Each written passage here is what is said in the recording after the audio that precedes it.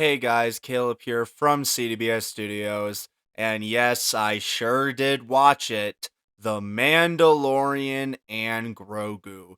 The first theatrical Star Wars film we've had in 7 years. Ever since the blunder that was, Rise of Skywalker. Yeah, I'm not gonna lie, I went into Mandalorian Grogu with very, very low expectations. Pretty much for the betterment of this entire year since the movie was announced, I've seen Mandalorian Grogu as nothing more than a product. A movie that was greenlit because the higher ups at Lucasfilm and Disney said, hey, we need another movie to make $1 billion. Let's just make a Star Wars movie because that makes a lot of money, and then we'll make it based on famous TV show. Sure, go ahead and do it.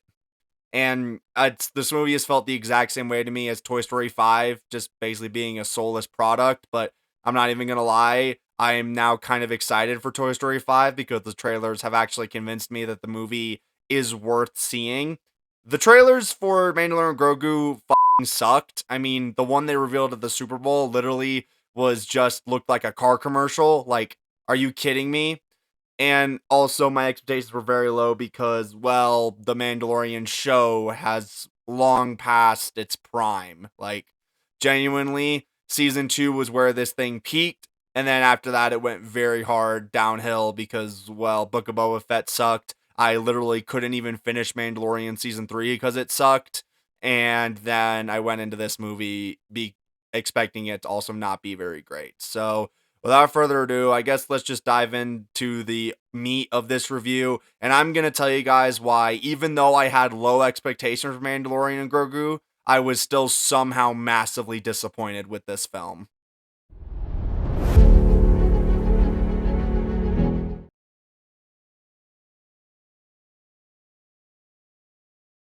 The characters are by far the most interesting thing to observe when it comes to this movie because for some reason, this has just become a problem with Dave Filoni and Disney Star Wars where they just keep bringing back random glup shittos from the franchise. And this movie does it in such a weird way where it never sets up any of them. The movie just fully expects you to remember who they are and then just to be like, hey, look, they're back. Like, the entire crux of the story in this film is rescuing Rada the Hutt, who is a character from the Clone Wars movie from the very start of the series, which is like how only like diehard fans are even going to remember that character showed up. They have Zeb show up from Rebels, who was a pretty cool character, right?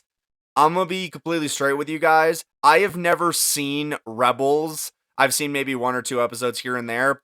And if I didn't know Zeb was returning from Rebels, I would have just clocked this as a random character that Mando was teaming up with because they never set up who he was. In fact, we only ever hear his name as a side thing from Sigourney Weaver's character. So like you're never like they literally just expected you to remember who Zeb was from Rebels, and if you're a casual Star Wars fan like me, you're not gonna remember who that is. Remember when you could just watch the movies of a franchise and be caught up? Like, genuinely, I finally understand why people are mad with modern MCU content because, unlike Star Wars, I have actually seen all of the MCU shows. So, I actually know every time a new character shows up. But I've only seen like a couple of the Star Wars shows, like Clone Wars and early Mandalorian, because, I'm not totally devoid of liking something, but it just means that there's so many characters showing up that don't get established. And then there's also Mando himself. Not gonna lie, he feels really off in this movie. Like, the whole premise of his character in the show was always about he's a character who doesn't prioritize violence and tries to find peaceful solutions to scenarios. But this movie has him doing so many things where he's going straight to killing, even though he keeps trying to go off of, oh, I don't kill people. And which is just straight up a lie in this movie. He destroys 3 AT-ATs in the first scene of the movie. which is like whatever. And then there's a scene later on where, as they're breaking Rada the Hutt out of this gladiator coliseum, they release a bunch of monsters onto the streets of this city where there's innocent civilians, and Mando and Grogu just decide to leave them unattended as they go after Rada, which is just like, wouldn't Mando try and save the people, or did I miss some lore in the back half of season 3 that I did not watch? And also Grogu, the main character, the other title character of The Mandalorian and Grogu. Not gonna lie, Grogu has basically nothing to do in this entire movie. He basically is just here, and the movie keeps making so many artificial moments just to be like, hey, Grogu is cute, right? You want to buy more merch of Grogu, right? The best character we've ever created, right?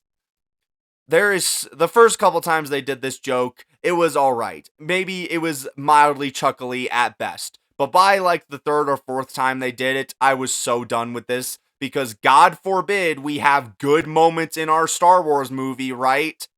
Genuinely, the best way I've seen it described is, imagine we were still doing Baby Groot in the MCU even all these years later after Volume 2. I can at least appreciate the MCU that they did the Baby Groot shtick for one movie and then moved on. There is a reason Baby Groot is cute in Guardians 2, and you want to know why? It's because it was a one movie thing.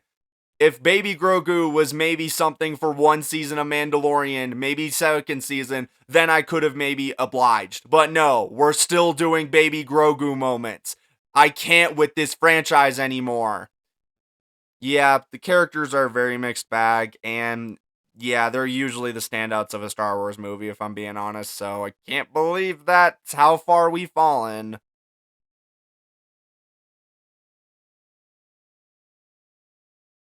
And then we have the story, and I'm pretty sure everybody has said this about this movie, and I agree that this movie is just 4 episodes of the show lazily slapped together. Welcome back, The Clone Wars. Yeah, it's pretty in heaven that this is just 4 episodes of the season 4 of the show that just ended up getting chopped into a movie. And I'm not gonna lie, the first hour of this movie, which would have been about 1 episode of the show, and also is basically everything they showed in the trailer for the movie. And let me tell you, there's a very good reason for that, because it's the only interesting stuff in the entire movie. The first hour was enjoyable, and I was thinking to myself, okay, that was a pretty enjoyable episode of The Mandalorian. And then the movie just keeps going and going and going. And over time, it got more boring and more boring and more boring. And I was ready for it to be over, and then it wasn't over.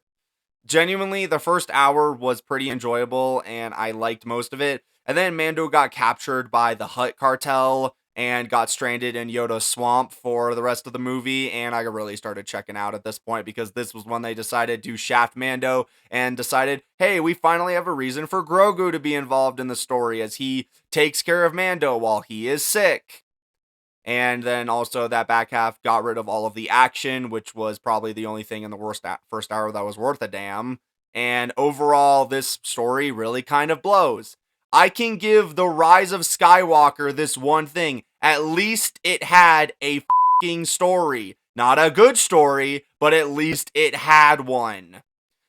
I don't know why this movie felt this need to do this. Like, I genuinely can't even express how bad I went through this movie. Like, I went in with low expectations, and still I was mad. I still was let down by this movie. Like, this would have been maybe a couple mid episodes of The Mandalorian season 4 if that's what was made. But no, instead it was a movie that they slapped in theaters to make $1 billion, which it's not even going to make that because Obsession and Backrooms are just actually good movies that people want to see, unlike Star Wars. Oh, man. Anyway, yeah, the story really blows, and I can at least give The Last Jedi this. At least it was a fucking story. Not a good story, but at least it was a story.